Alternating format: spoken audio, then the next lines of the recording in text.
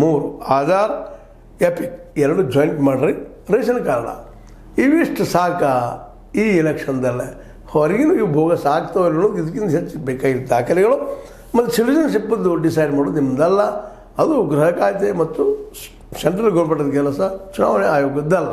ಅದು ಸ್ಪಷ್ಟವಾಗಿ ಹೇಳ್ಯದ. ಇದಕ್ಕೆ ಮತ್ತು 28ನೇ ತಾರೀಕು ಡೇಟ್ ಕೊಟ್ಟಿದ್ದಾರೆ. ಇಲ್ಲ ನಮ್ಮ ಒಂದು ಸ್ವಲ್ಪ ಈಗ ಮಾಡೋದು ಬಿಡ್ರಿ, ಇದು ಆದ್ಮೇಲೆ ನಾವು ನಿಮ್ಗೆ ತಿಳಿಸ್ತೀವಿ ಅಂತ ಹೇಳಿದಾರೆ. ಅದಕ್ಕೆ ಸ್ಪಷ್ಟವಾಗಿ ಹೇಳ್ಯದ, ಇಲ್ಲ ಮಾಡುವಾಗಿಲ್ಲ.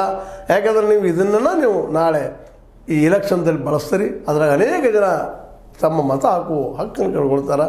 ಅದಕ್ಕೆ ಯಾವ ಆಧಾರ ಇಲ್ಲದೆ ಹೋಗಿಬಿಡ್ತದೆ. ಹೀಗಾಗಿ ಅದು ಮ್ಯಾಕ್ಸಿಮಮ್ ಮುಸ್ಲಿಮ್ಸ್ ಕಟ್ ಆಗುವಂಥ ಸಾಧ್ಯತೆಗಳು ಹೆಚ್ಚಿದ್ದಾವೆ, ಅದು ಇನ್ನುಳಿದವ್ರು ಕಟ್ ಆಗುವಂಥ ಸಾಧ್ಯತೆಗಳಿದ್ದಾವೆ. ಇದರಿಂದ ಕಾಂಗ್ರೆಸ್ಗೆ ಇನ್ನುಳಿದ ಪಕ್ಷಗಳು ಹೊಡೆದು ಬೀಳ್ತದೆ ಅನ್ನುವಂಥ ಮಾತಾಗಿ ನಡೆದದು.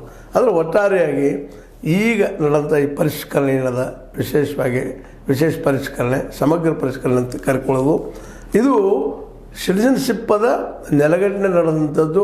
ಈಗಾಗಲೇ ಸಾಕಷ್ಟು ಸಲ ಕೇಂದ್ರ ಸರ್ಕಾರ ಈ ದಿಶೆಯಲ್ಲಿ ಪ್ರಯತ್ನ ಮಾಡಿದ್ದದ, ಇಲ್ಲಂತಲ್ಲ. ಆದರೆ ಆ ಸಂದರ್ಭದಲ್ಲಿ ಈ ಕೆಲಸ ಸುಲಭವಾಗಿ ಆಗಿಲ್ಲ ಅನ್ನೋದು ಅಷ್ಟು ಸತ್ಯದ. ಯಾಕೆಂತಂದ್ರೆ ಸಿಟಿಜನ್ಶಿಪ್ಪಿಗೆ ಮುಖ್ಯ ಇರೋದು 5 ವರ್ಷದಲ್ಲಿರುವಂಥದ್ದು. ಇನ್ನುಳಿದ ಕ್ರೈಟೀರಿಯಾ ತೊಗೊಂಡಿದ್ದಾರೆ. ಅದರಲ್ಲೂ ನಮ್ಮ ಪೂರ್ವ ಭಾಗದ ಆಸಾಮ್ ಆಗಿರ್ಬೋದು, ಇನ್ನುಳಿದ ಅಲ್ಲಿ ರಾಜ್ಯಗಳಾಗಿರ್ಬೋದು, ಅಲ್ಲಿ ಬಾಂಗ್ಲಾದೇಶ ಸಾಕಷ್ಟು ಜನ ಬಂದಿದ್ದಾರೆ. ಅವರಿಂದ ಇಲ್ಲಿ